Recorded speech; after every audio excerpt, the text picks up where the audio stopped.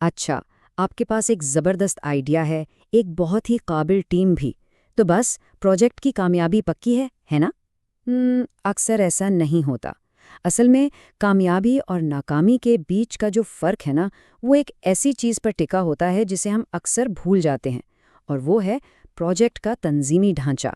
تو آئیے دیکھتے ہیں کہ کامیابی کے لیے صحیح سٹرکچر آخر بناتے کیسے ہیں۔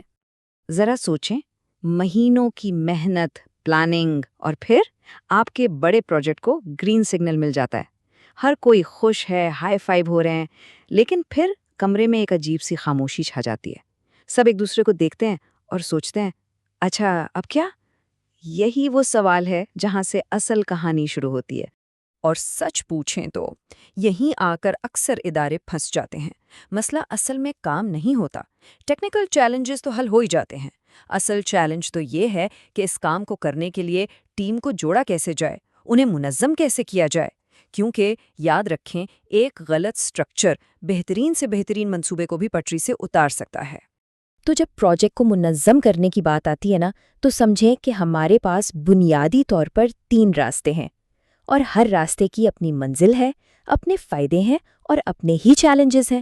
چلے ایک ایک کر کے ان تینوں کو دیکھتے ہیں۔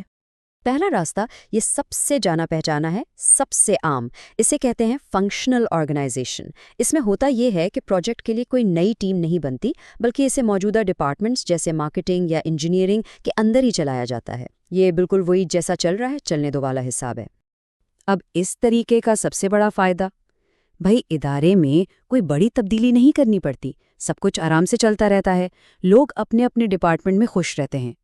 لیکن اس کا ایک بڑا نقصان بھی ہے، پروجیکٹ کسی کی پہلی ترجیح نہیں بن پاتا۔ ہر ڈپارٹمنٹ اپنی ہی دنیا میں مگن رہتا ہے، اور بیچارہ پروجیکٹ، اس کی جو بڑی تصویر ہوتی ہے نا، وہ کہیں کھو سی جاتی ہے۔ اچھا، اب آتے ہیں دوسرے راستے پر، اور یہ پہلے والے سے بالکل الٹ ہے۔ اسے آپ ایک اسپیشل آپریشنز مشن سمجھ لیں، یعنی ایک ڈیڈیکیٹڈ پروجیکٹ ٹیم۔ یہاں کیا ہوتا ہے، ماہرین کو ان کے ڈپارٹمنٹ سے نکالا جاتا ہے اور ایک بالکل الگ آزاد ٹیم بنا دی جاتی ہے۔ اس ٹیم کا صرف اور صرف ایک ہی مقصد ہوتا ہے، اس پروجیکٹ کو کامیاب بنانا، بس۔ یہ چارٹ دیکھیں، یہ اس ماڈل کو بالکل صاف صاف دکھا رہا ہے۔ یہاں جو تنظیم ہے وہ ڈپارٹمنٹس کے گرد نہیں بلکہ پروجیکٹس کے گرد گھوم رہی ہے۔ پروجیکٹ الفا، پروجیکٹ بیٹا، یہ اپنی اپنی الگ دنیا ہے۔ ان کے پاس اپنے لوگ ہیں، اپنے وسائل ہیں اور مکمل اختیار ہے۔ اس سے کیا ہوتا ہے، کام میں تیزی آتی ہے اور فوکس بنا رہتا ہے۔ تو اس اپروچ کے فائدے تو زبردست ہیں، کام بہت تیزی سے ہوتا ہے، ٹیم کا جوش و جذبہ بھی ہائی ہوتا ہے، لیکن ہر چیز کی ایک قیمت ہوتی ہے۔ ایک تو یہ طریقہ مہنگا بہت ہے، دوسرا باقی ادارے میں حسد اور ہم مقابلہ وہ والی فیلنگ آ سکتی ہے، اور سب سے بڑا سوال، جب پروجیکٹ ختم ہوگا تو اس ٹیم کے لوگوں کا کیا بنے گا، وہ کہاں جائیں گے؟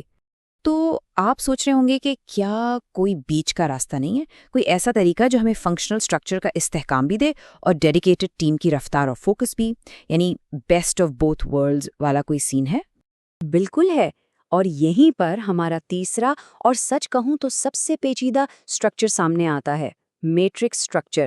اسے ایک جال کی طرح سمجھیں جہاں پروجیکٹ کا ایک نیا ڈھانچہ پرانے فنکشنل ڈھانچے کے اوپر بنا دیا جاتا ہے۔ یہ کوشش ہے دونوں جہانوں کی بہترین چیزوں کو ایک ساتھ لانے کی۔ اور یہ کتنا پیچیدہ ہے وہ اس چارٹ سے صاف ظاہر ہے۔ یہاں دیکھیں، ٹیم کا ہر بندہ ایک نہیں بلکہ 2 باسز کو رپورٹ کر رہا ہے۔ ایک اس کا فنکشنل مینیجر جو یہ بتاتا ہے کہ کام کیسے کرنا ہے، اور دوسرا پروجیکٹ مینیجر جو یہ بتاتا ہے کہ کیا اور کب کرنا ہے۔ اور بس یہیں سے اختیارات کی اصل جنگ شروع ہوتی ہے۔ پتہ ہے، ایک بہت تجربہ کار پروجیکٹ مینیجر نے کیا خوب بات کہی۔ اس نے کہا، میٹرکس مینجمنٹ کام کرتا ہے، یہ سچ ہے، لیکن کبھی کبھی یہ اتنا مشکل ہو جاتا ہے کہ بس۔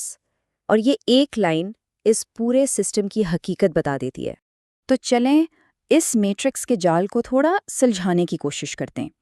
دیکھیں، میٹرکس کوئی ایک چیز نہیں ہے، یہ اختیارات کا ایک پورا اسپیکٹرم ہے جس میں پاور کا جو بیلنس ہے نا، وہ بدلتا رہتا ہے۔ اس اسپیکٹرم کے بنیادی طور پر 3 لیولز ہیں۔ پہلا ہے ویک میٹرکس، یہاں زیادہ تر پاور فنکشنل مینیجرز کے پاس ہوتی ہے۔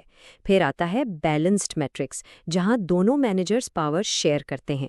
اور آخر میں ہے اسٹرانگ میٹرکس، جہاں اصل باس پروجیکٹ مینیجر ہوتا ہے۔ یہ ٹیبل دیکھیں، یہ ایک بیلنسڈ میٹرکس میں پاور کی تقسیم کو بہت اچھے سے سمجھاتا ہے۔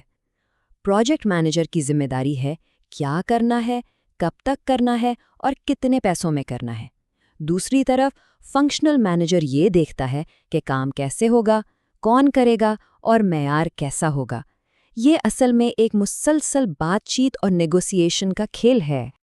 اب اتنے پیچیدہ سسٹمز میں راستہ بھٹکنے کا چانس تو ہمیشہ ہی رہتا ہے نا؟ اسی لیے بہت سی بڑی کمپنیاں ایک گائیڈ یا سمجھ لیں ایک ریفری رکھتی ہیں، جسے کہتے ہیں پروجیکٹ مینجمنٹ آفس یا PMO۔ تو یہ PMO ہے کیا؟ آسان لفظوں میں سمجھیں، یہ ایک سینٹرل ڈپارٹمنٹ ہے۔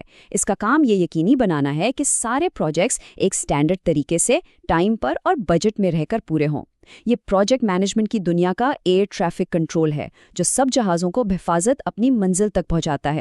اور یہ PMO بھی کئی طرح کے رول ادا کر سکتا ہے۔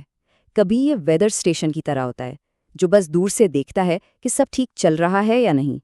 کبھی یہ کنٹرول ٹاور بن جاتا ہے، جو اصول بناتا ہے اور سب کو فالو کرواتا ہے۔ کبھی یہ ریسورس پول ہوتا ہے، جو بہترین پروجیکٹ مینیجرز کی سپلائی دیتا ہے۔ اور کبھی کبھی یہ کمانڈ اینڈ کنٹرول سینٹر بن جاتا ہے، جو پروجیکٹس کو براہ راست چلاتا ہے۔ تو سوال یہ ہے کہ کیا اس سے سچ میں کوئی فرق پڑتا ہے؟ جی بالکل پڑتا ہے۔ مثال کے طور پر آسٹریلیا کی مشہور ٹیلی کام کمپنی ہے ٹیلسٹرا۔ انہوں نے ایک اچھا PMO بنا کر صرف 3 سالوں میں $220 ملین سے زیادہ بچائے۔ یہ ہے اس سسٹم کی اصل پاور۔ اچھا، تو ہم نے سارے آپشنز دیکھ لیے، فنکشنل، ڈیڈیکیٹڈ، میٹرکس۔ اب سب سے بڑا سوال، کوئی بھی ادارہ اپنے پروجیکٹ کے لیے صحیح راستہ چنے کیسے؟ یہ فیصلہ کئی اہم چیزوں کو دیکھ کر کیا جاتا ہے۔ یہ 7 پوائنٹس ہیں جو اس فیصلے میں مدد کرتے ہیں۔ آپ کو خود سے پوچھنا ہوگا، پروجیکٹ کتنا بڑا ہے، کتنا اہم ہے، کیا اس میں کچھ نیا، کوئی انوویشن چاہیے، کیا دوسرے ڈپارٹمنٹ سے بہت زیادہ کوآرڈینیشن کی ضرورت ہے؟ ان سوالوں کا جواب جتنا زیادہ ہاں میں آئے گا اتنا ہی آپ کو ایک آزاد اور مضبوط پروجیکٹ سٹرکچر کی طرف جانا پڑے گا۔ لیکن یہاں ایک آخری اور شاید سب سے اہم بات ہے، آپ کے پاس دنیا کا بہترین نقشہ ہو، یعنی پرفیکٹ سٹرکچر، لیکن اگر آپ نے سفر پر نکلنے سے پہلے موسم کا حال نہیں دیکھا تو آپ طوفان میں پھنس سکتے ہیں۔ اور پروجیکٹ مینجمنٹ کی دنیا میں یہ موسم پتہ ہے کیا ہے؟ یہ ہے آرگنائزیشنل کلچر۔ یہ کوٹ اس ساری بات کا نچوڑ ہے۔ ہم نے میٹرک سٹرکچرز کو اس لیے ناکام ہوتے دیکھا ہے کیونکہ ادارے کا کلچر پاور شیئرنگ کو سپورٹ ہی نہیں کرتا تھا۔ آپ نے سنا ہوگا کہ کلچر اسٹریٹجی کو ناشتے میں کھا جاتا ہے۔ سچ تو یہ ہے کہ وہ اسٹرکچر کو بھی کھا سکتا ہے۔ تو آخر میں سب سے بڑا سوال یہ نہیں ہے کہ کون سا اسٹرکچر بہترین ہے۔ اصل سوال یہ ہے کہ کون سا اسٹرکچر آپ کے ادارے کی شخصیت، اس کے کام کرنے کے طریقے، یعنی اس کے کلچر کے ساتھ میچ کرتا ہے۔ کیونکہ ایک پروجیکٹ کی کامیابی صرف پلان پر منحصر نہیں ہوتی، بلکہ اس ماحول پر بھی ہوتی ہے جس میں اسے بڑا ہونا ہے۔